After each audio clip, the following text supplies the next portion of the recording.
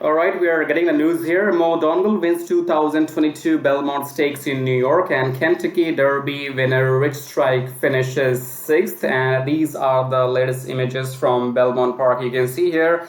So the riders' up call has been given in New York. New York has been sung, and the 154th running of the Belmont Stakes is now in the books. Donegal won the 2022 Belmont Stakes, the oldest and longest Triple Crown race, in front of about 46,000 people on a 73-degree cloudy Saturday in Elmore, New York. Donegal entered the 8-horse field as the front runner with 5-2 odds, followed by We the People 4-1 and Rich Strike 4-1.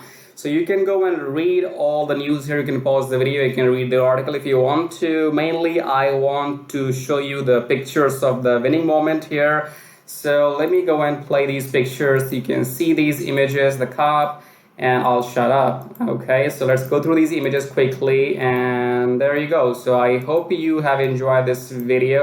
Okay, make sure you go below my video, subscribe to the channel, enjoy your day, and we will come back with the latest updates and news. So hit the subscribe button, and congratulations once again, and we'll see you shortly in our next video.